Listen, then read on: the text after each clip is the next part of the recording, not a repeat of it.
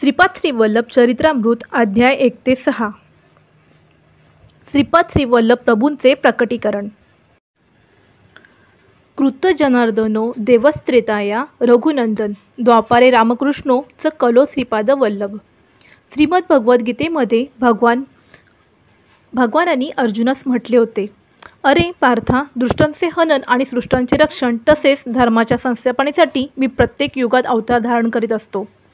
या कथानुसार कृतयुगात अत्री आणि अनुसया या अतिपावन दाम्पत्याच्या तपश्चर्येवर प्रसन्न होऊन भगवंतांनी त्यांच्या पोटी श्री दत्तात्रेय या नावाने अवतार घेतला। या अवताराचे वैशिष्ट्य असे की भगवान श्री दत्तात्रेय आपल्या भक्तांच्या रक्षणासाठी या भूतलावर सदैव वास्तव्य करीत असतात आणि स्मरण करताच प्रत्यक्ष प्रकट होऊन भक्तांचे अभिष्ट पूर्ण करतात। श्री दत्तात्रेयांचा दुसरा अवतार श्रीपाद श्री वल्लभ या रूपात पूर्व गोदावरी जिल्ह्यातील पिटिकापुरम म्हणजे सध्याचे पिठापुरम या क्षेत्री भाद्रपद शुद्ध चतुर्थीस म्हणजेच गणेश चतुर्थीस इसवी सन 1320 या अतिपावन दिवशी चित्रा नक्षत्रावर झाला। श्रीपाद प्रभूंच्या जन्माची एक मोठी रंजक कथा आहे। पिठापूर या पवित्र क्षेत्री बृहश्री घंडीकोटा अप्पल राजा शर्मा आणि अखंड सौभाग्यलक्ष्मी महाराणी सुमती हे सच्चिल आणि आचारसंपन्न दाम्पत्य निवास करीत होते। अप्पल राजा शर्मा हे कृष्ण यजुर्वेदी शाखेचे भारद्वाज गोत्रीय होते। महाराणी सुमती ही ब्रह्मश्री मल्लादी बापनाचार्युलू या विद्वान ब्राह्मणाची कन्या होती। ती रूपाने आणि गुणाने अतिसुंदर होती। तिचे चालणे एखाद्या महाराणी शोभेत असे असल्याने तिचे नाव महाराणी सुमती असेच पडले। तिला 2 पुत्रांची प्राप्ती झाली होती, परंतु मोठा श्रीधर शर्मा अंध होता आणि धाकटा श्रीराम शर्मा पांगळा होता। अशा दैवगतीमुळे माता सुमती सदैव दुःखी असे। एकदा महालया अमावास्येच्या दिवशी ब्राह्मण भोजनाची सर्व तयारी झाली होती। याचवेळी 15-16 वर्षाचा उत्तम देहदृष्टीचा आणि तेजपुंज चेहऱ्याचा एक अवधूत त्यांच्या दारात प्रकट झाला आणि त्याने आपल्या सुमधुर वाणीस म्हटले, ओम भिक्षाम देही। या आवाजाने माता सुमती बाहेर आली। दारात उभ्या असलेल्या त्या दिव्य अवधूतस पाहून क्षणभर ती दिपूनच गेली। नंतर तिने स्वतः सावरले आणि पाकगृहात जाऊन सुग्रास अन्नाने भरलेले ताट आणून त्या अवधूतस अर्पण केले। त्या अन्नाने त्या अवधूताची क्षुधा शमन झाली आणि प्रसन्न चित्ताने त्या सुमतीस म्हटले, माते, तू एका अवधूतस तृप्त केले आहे। मी तुझ्यावर प्रसन्न आहे, तुला हवा तो वर मागून घे।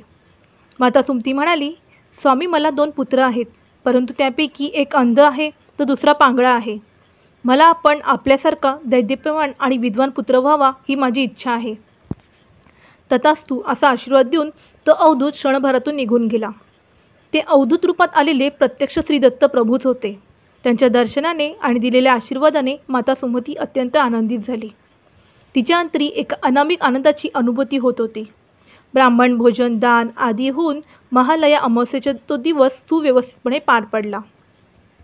सुमती महाराणी अशा आनंदी अवस्थेत असतानाच अवधूताच्या आशीर्वचनाप्रमाणे तिला पुत्रप्राप्तीची लक्षणे दिसू लागली। या अवस्थेत तिला शंख चक्र गदा पद्य त्रिशूल आदी धारण केलेल्या अनेक देवतांची ऋषींची सिद्धपुरुषांची योग्यांची अशी अनेक दर्शने तिला स्वप्नात होत होती। काही दिवसांनी तिला जागृत अवस्थेमध्ये सुद्धा दिव्य दर्शन होऊ लागले। नेत्र झाकले की ती पडद्यावरील चित्रपटाप्रमाणे दिव्य कांतिमय तपसमाधीत मग्न असलेले योगमुनी अद्भुत दर्शन देत असत। दैनंदिन काम करताना श्री दत्तात्रेयांची स्तोत्रे भक्तिगीते तिच्या मुखातून मधुर स्वरात सहज बाहेर पडत। ही सर्व लक्षणे महापुरुषांच्या जन्माची सूचक होती। या मातेचे आगळेवेगळे डोहाळे पाहून पती अप्पलराज शर्मा, पिता बापनाचार्युलू आणि माता राजमंबा अति आनंदित होत। 9 मासाचा काळ जणू पंखलान उडून गेला। 10व्या मासी भाद्रपद महिन्याच्या शुक्ल चतुर्थीस म्हणजे गणेश चतुर्थीस सुमती महाराणीने एक अतिसुंदर दैदिप्यमान शिशुस जन्म दिला। हा बाळ सामान्य बालकाप्रमाणे न जन्मता ज्योती रूपामध्ये अवतरला। त्या क्षणी माता सुमती मूर्छित झाली होती। प्रसूतिगृहातून मंगलवाद्यांचा ध्वनी ऐकू आला। थोड्याच वेळात आकाशवाणी झाली आणि सर्वांना प्रसूती कक्षाच्या बाहेर जाण्याचा आदेश झाला। सर्वजण बाहेर येताच त्या बाळाच्या सानिध्यात 4 वेद 18 पुराणे आणि महापुरुष ज्योतिरूपाने प्रकट झाले आणि परमपावन वेदमंत्राचा घोष सर्वांना ऐकू येऊ लागला। थोड्या वेळाने तो थांबला।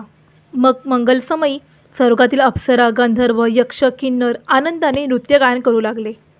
देवतांनी बाळावर पुष्पवृष्टी केली. याचवेळी घरासमोरील आंब्याच्या झाडावरील कोकिळा मधुर स्वरात आनंदाने गाऊ लागली. पारिजात, मोगरा, चमेली, गुलाब आदी फुलांनी आपला सुगंध मंद मंद वाहणाऱ्या वाऱ्यासोबत सूतकागृहात पाठवला आणि नवजात शिशूंचे स्वागत केले. पुत्रप्राप्तीची वार्ता कळताच अभयराज शर्मा आपली पूजा अर्चा आटपून अति आनंदाने पुत्रभेटीसाठी प्रसूतिगृहाकडे निघाले. बाळाचे मुखमंडळ अतिशय सुंदर होते.